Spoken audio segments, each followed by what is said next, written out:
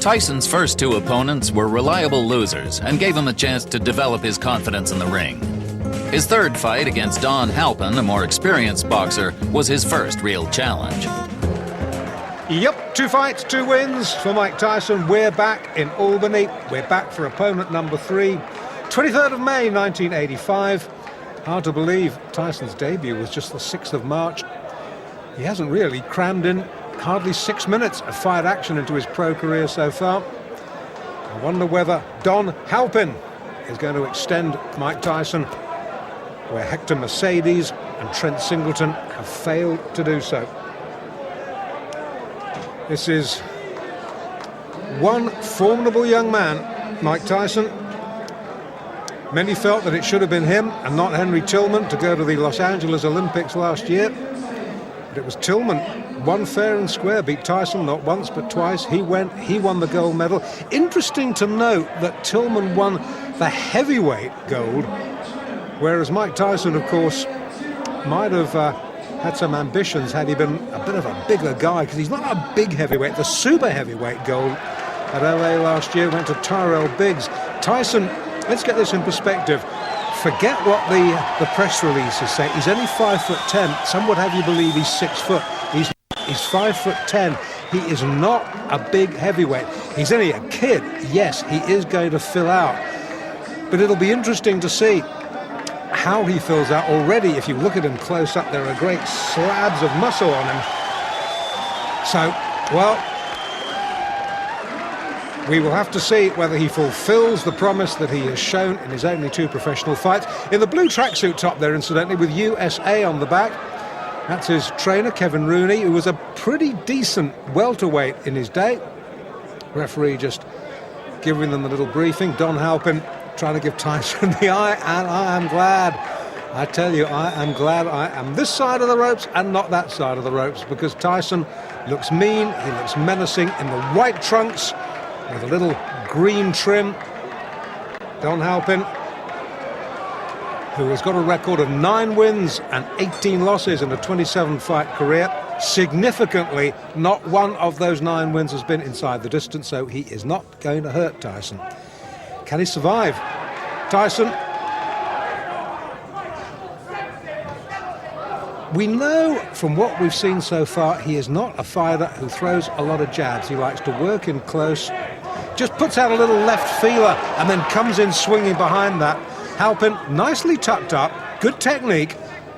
But these body shots, they hurt. Trust me, they hurt. It's very rare that you will see a fighter stop with a single body shot. What they do is they sap your strength. They will wear you down in later rounds. That was a little bit near the borderline. Tyson gets away with it. You will note he's an orthodox fighter, Tyson. Left hand, left foot forward, as indeed is Halpin. It's probably asking a bit much in a young fighter's fledgling professional career to put him with a southpaw just yet. That'll come, that'll come. Already we're seeing a different side of Mike Tyson tonight. It's almost as if his corner have said to him, listen, you don't have to win every fight inside 1 round. Feel this guy out. This guy, professional fighter, Don Halpin, experienced 27 fights. Tyson has had just the 2. So feel this man out. Give him a little bit of respect. Probe for his weaknesses. Find out what his weaknesses are. When you found out what those weaknesses are, then you can exploit them. Tyson, notably slower. Just hark your mind back to those fights we saw just a few moments ago against Mercedes and Singleton. Tyson exploded out of his corner for those 2 fights. This, a much more calm, a much more measured approach from this young man. Originally from New York City, now fighting out of the Catskills, where his mentor and father figure, Cus D'Amato, has been raising him in the fistic arts. It looks as though, you know, that Halpin's going to get through a round. I hope I'm not going to eat my words. Tyson down on his heels. We saw him up on his toes in the opening round, first couple of fights. It's almost as if, as I said a moment or so ago, that his corner have told him, just extend this a little bit. Don't be in a rush to finish. And this is a good opening round. Good opening round for both boys. Halpin, to his credit, he's come to fight. He's testing Tyson out, got through with one or two good jabs. I still think Tyson is winning the round on the sheer volume of punches throwing. But Halpin, he's no mug. Good first round.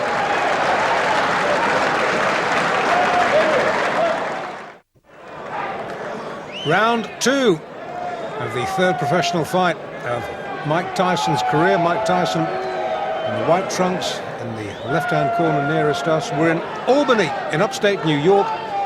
It's the 23rd of May 1985. Take your eyes off the ring card, girl. Watch the fight. We've had a good first round between Mike Tyson and his third pro opponent, Don Halpin. And all the more applause and praise for Halpin in that he has succeeded where the first two Tyson opponents, Hector Mercedes and Trent Singleton, failed, in that he has heard the bell for the end of round 1. Neither of those two gentlemen did. And it remains to be seen just how much Don Halpin, who's an experienced pro, having his 28th fight tonight, it'll be interesting to see just how far he can extend Mike Tyson. Great things expected of Tyson. Cus D'Amato, who, if you're a fight fan, will know was the guiding light behind the career of former world heavyweight champion Floyd Patterson. You will know that when D'Amato says this man can be a world beater, you've got to listen to it, you've got to respect it.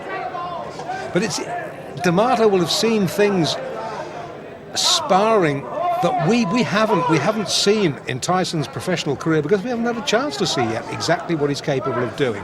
We can see he's a superbly conditioned athlete. Well, that's down to Kevin Rooney and the gym work. We know that he's a good short puncher. We haven't really seen him throw a jab worthy of the name yet. But then again, the perfect heavyweight has yet to be born. I remember once the great Eddie Futch, trainer of Joe Frazier, sitting me down and telling me what Muhammad Ali's weaknesses were. And I was a fellow who thought Muhammad Ali didn't have any weaknesses until Eddie Futch told me. And when Eddie Futch had explained it to me, and you watched Ali next time, you realised the truth of what he was saying. So the perfect heavyweight has not been born, but maybe Mike Tyson might be, because that was a jolting little left hook that shook Halpin right down to his heels. He backs up, tries to hold, Tyson clubs him off again with the left. Now this is going to be a real test for Don Halpin. He definitely was hurt there, looks apprehensively at Tyson over his shoulder, plods gamely forward, Tyson just jinking side to side. Good upper body work from Tyson, looking for the opening, fires out a jab, misses. But again, these little hooks of his rarely do. Going back to what I was saying about Ali, never missed with a jab, but was not that good, strangely enough, fighting inside. Now, Tyson is almost the mirror image of that. Haven't seen him jab effectively yet, but boy, when he gets within close range, you better watch out, because he is a bit good. And he's starting to get through to Halpin now, and he's starting to hurt him. Leading with the right, just switching to southpaw there for a minute. Leading with the right hand, right foot forward. Good right hand again from Tyson. Hasn't quite got his range yet as the youngster.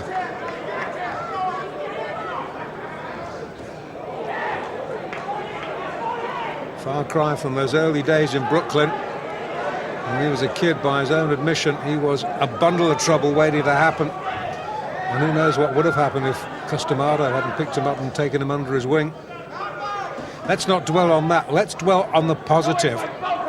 Let's dwell on the fact that we just might be seeing a man who could go on to great things in this heavyweight division. Into the second, Tyson glares at Halpin. Halpin, he's having none of it, ignores him, walks back to his corner. Tyson almost affronted that Halpin had managed to go 2 rounds. Round 3 now of this scheduled 6-rounder in Albany in upstate New York. Mike Tyson in the white, Don Halpin in the blue with the white trim. 2 completed rounds. Tyson has taken them both quite easily. But Halpin has posed in the sort of thought-provoking opposition that Hector Mercedes and Trent Singleton, the opening two opponents who folded inside a round, the pair of them haven't managed to do. And maybe Kevin Rooney in the Tyson corner has said, well, OK, you've worked this man out, open up a little bit now. Halpin, a little rueful grin, snakes out a right. You saw Tyson's head go back there. Score one, Halpin. Once again, Tyson switched to southpaw. Back to orthodox now. Now that's a sign of supreme confidence, isn't it? A young man in only his third pro fight, effortlessly switching between orthodox and southpaw. Again, fighting out of the southpaw stance. I think this is really just to see if he can, against an opponent who, as I've already said, is not going to hurt him. Halpin has never stopped anybody. I'm not even sure whether he's ever decked anybody. So he's not going to hurt Tyson. So Tyson can use this experience to just try out a couple of new moves, because there's a big difference between the gym and the ring, as any pro will tell you. And he hurt Halpin there. He backs him up against the ropes. The more experienced man holds on, the ref having none of it, pulls him apart. And every now and then, when Tyson gets through with a shot, he really shakes Don Halpin. And you can sense that Tyson maybe now is looking for the one big shot. Tyson himself just holds on. He's backed up himself on the ropes, turns him well. Halpin, wily old pro, the chin tucked down, but he gets clipped with a right hand then. He will not be able, I tell you, to take too many of those. Tyson now starting to double up, hooking off that jab, again fighting out of the southpaw stance, which he's favouring increasingly more in this fight. Maybe he's realised that Halpin doesn't like it when he comes at him southpaw fashion. Crowd, unlike the first couple of fights, pretty quiet, reacting to the good punch, but absorbed like I am, really, because, to be quite honest, having seen 2 one-round wins, I'd expected this to follow suit. I'd expected Don Halpin to be another sacrificial victim. Not to be. 3 rounds he's gone.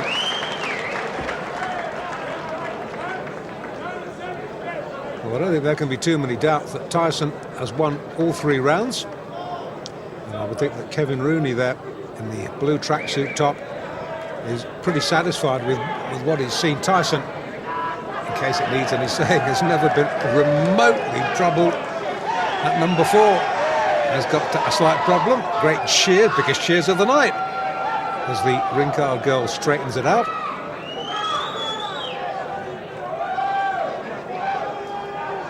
And fight fans are the same the world over. Show them pretty girl. Pretty girl gets the cheers. And the fighters, for the moment, are forgotten. Well, in the Halpin corner, they might, you never know, be harbouring thoughts of him being the first man to take Mike Tyson the full distance. Would be a first, wouldn't it? Round 4, then. Oh, good short. That's a short sneak right. Halpin's head jerked back. Now, Tyson has switched back to orthodox for this round. He's maybe had enough of playing around with southpaw. Maybe it was just a little vanity exercise. Maybe Kevin Rooney has said to him, OK, boy, you've had your fun. Now time for business. Well, this is a much slower and much more measured Mike Tyson. And Albany tonight, good right hand, Halpin down. You, behind the camera, had the most perfect view of that. Only difference is, you saw the punch, Don Halpin didn't. Mandatory 8, early in the 4th. Can Tyson finish this? I think so. I think so, that's enough. Now that last right-hander, that was questionable. Tyson celebrates. I didn't like to see that because Halpin was down and the back of his head snapped against the rope, and that could have been very dangerous. He's still a little bit dazed, is Don Halpin. Well, Tyson won. It was the manner of his victory, that one last right-hander. And they're keeping Halpin. Now, this I don't like to see. This is a little bit worrying. Halpin took one punch too many. The referee, I don't think he could have done much more than he did, to be quite honest with you. And I'm sure we'll see a replay in a minute. Yeah, here we go. Now this is the punch, the left hook that drives him across the ring. The fight was over then. Bang! That was the punch that caused all the damage. And the referee looked admonishingly at Tyson. I think he had stopped the fight by that point. It was the left hook, right hook combination that had finished it. Halpin was out on his feet at that point. If the ropes hadn't interrupted him, he would have been on the canvas. And that one extra right hook from Tyson, unnecessary, didn't like to see that. Got away with it. And I'm sorry to have to tell you, we're looking at Tyson here, I'm sorry to have to tell you that Don Halpin is still down on the canvas. Now they will be keeping him down just as a precaution. The worst thing when a fighter gets knocked out badly, the worst thing you can do is try and get him back on his feet quickly. And these are experienced cornermen, experienced ringside medical officials, and they will be just slowly, gently bringing Don Halpin round in his own time. We haven't as yet, thankfully, seen any call for a stretcher. And Tyson now looking a little concerned, maybe trying to justify why he threw that last right-hander. The statistics will show that it was a fourth-round knockout, and he's a little bit concerned, sort of shaking hands with Halpin's cornerman. The cornerman may be remonstrating a little bit with Mike Tyson there. The Halpin corner not happy. The crowd, as you would expect, subdued. No fight crowd anywhere in the world likes to see this sort of thing. As I was saying, it will go round, it will go down in the records as Tyson's third straight win. But the manner of the win, well, maybe a question mark over it.